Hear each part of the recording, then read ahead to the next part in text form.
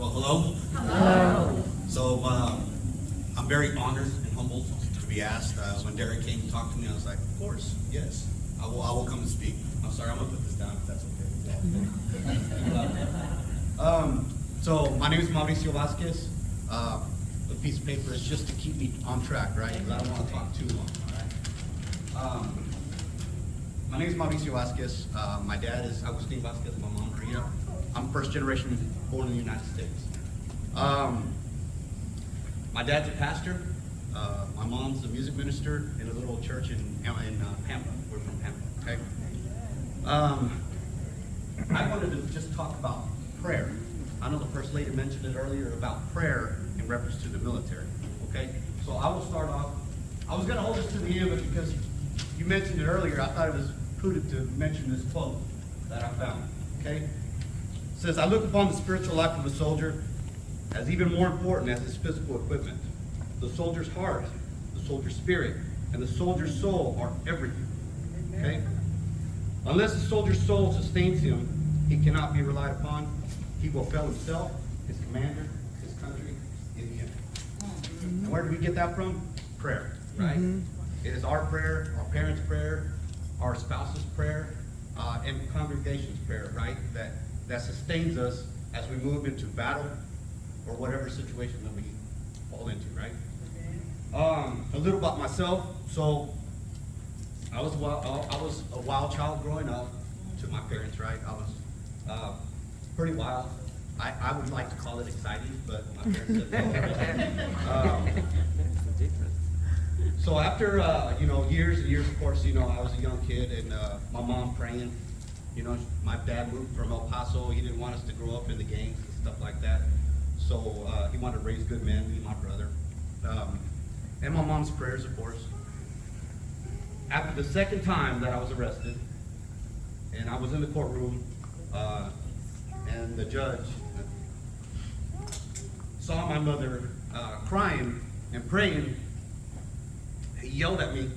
And I was naive. He told me, if I ever see you with your mother crying in this courtroom again, I will put you in the darkest hole I can find, and I will keep you there as long as I can.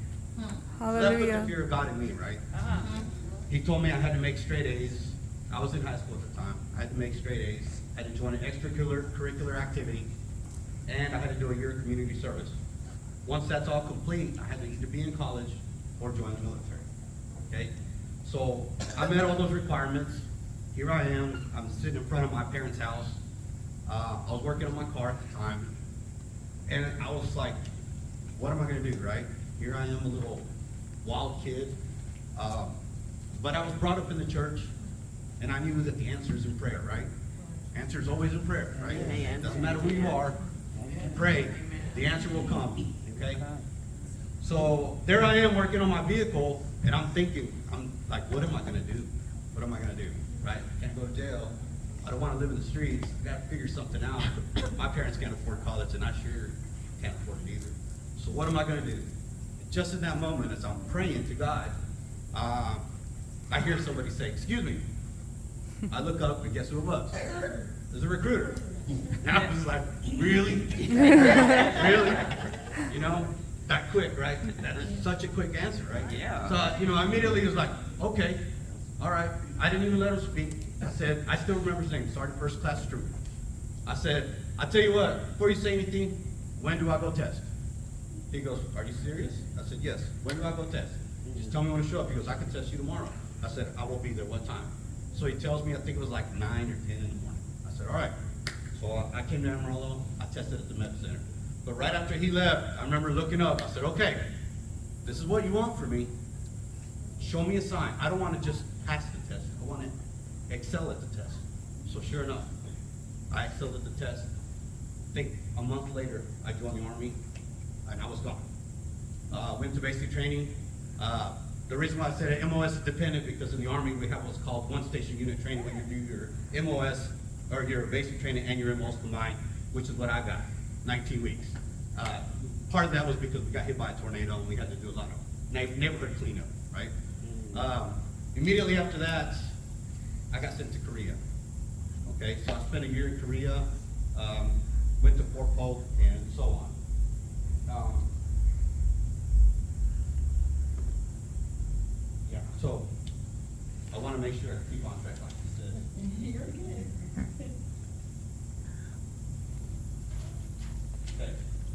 So, I realized early on, like I said, growing up in the church, that prayer was everything, right? I heard a gentleman say here recently, talk about God sometimes takes us and he shows us the end sometimes, right? He shows us what he wants of us, but he doesn't show us the path.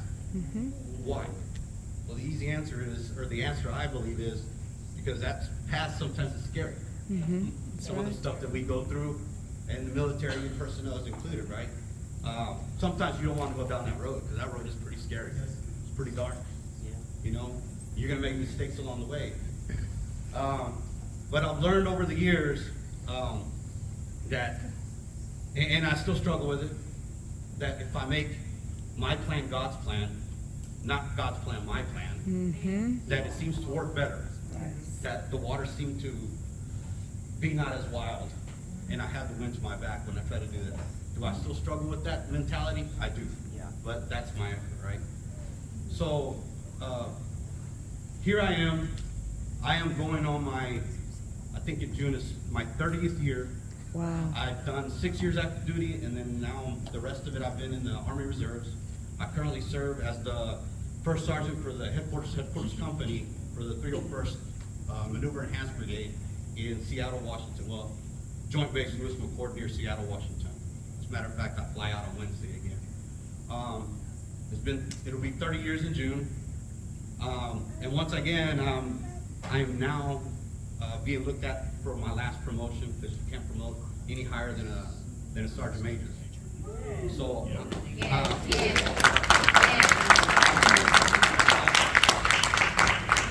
I am at a crossroads because I'm wore out. I'm tired. I'm tired. In all honesty, I'm tired of leaving my wife. My kids are already grown. So, once again, here I am. I'm coming back to prayer, right?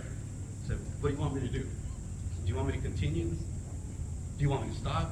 Is it my time to back away? So I'm waiting for the answer. I'm waiting. And with talking about this is the point I'm trying to make about prayer and Veterans Day. So prayer is so important, right? Not just for the individual that's trying to carry on with his career, his day, and so on. But prayer is so important for those individuals you don't even know, right? You don't even know.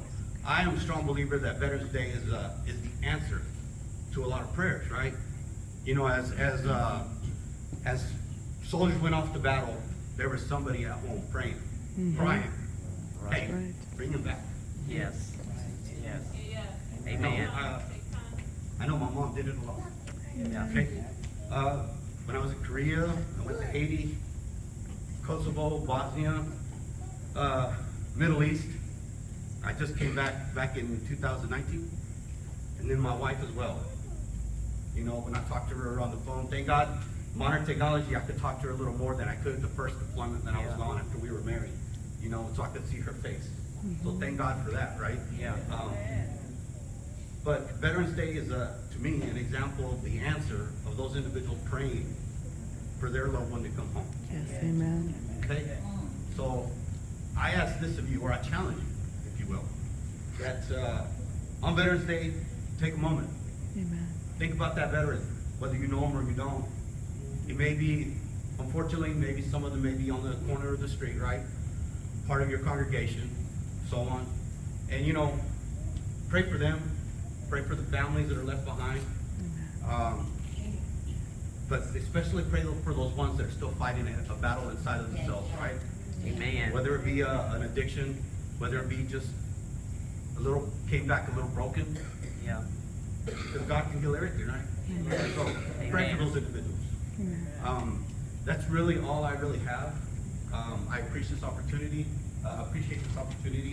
But like I said, I just wanted to talk. I don't know what it was. He asked me, and I was like, "What am I going to talk about? What am I talking? I'm not one to really try to talk too much about myself, even though my wife disagrees, right? I try real hard not to. And it just kind of dawned on me. I said, you know, prayer. Yeah. I keep hearing this echo of prayer. You know, because that's been the answer to everything in my career. I mean, I was 119 pounds. really skinny kid, 19 pounds. The recruiter lied, because you had to be 120, I think is what it was at the time. You had to be 120 pounds, he put 120, I was 119. I came out of basic training about 134, like they put some meat on me, right? Yeah. Granted, I had to eat all the fat kids' food. Starting with those guys. But you know, prayer has just been like, it's the key. It's the key. It is the key. It And is. just like Derek said earlier, you know, I wish there's more youth that would join. I wish Yeah. there were more youth to be here to listen to that. Yeah. Because it doesn't matter if you're here at church every Sunday. It doesn't matter where you're at. I'm a strong believer that if you pray and it comes from your heart, no matter who you are, Yeah. no matter where you're from, where you're at, so on in your life, God will listen. Yes. God will listen. Yes. He'll give you an answer, or He'll send someone to help you. Yeah. Whatever it is, prayer. Prayer. Amen. So I'm a strong believer that Veterans Day, the military, it coincides with prayer, at least for my life, Amen. my career. So I thank you once again for the opportunity, Derek. Thank you. Yeah. Thank you very much, Pastor. I appreciate it very much. That's all I have. Thank you. God bless you.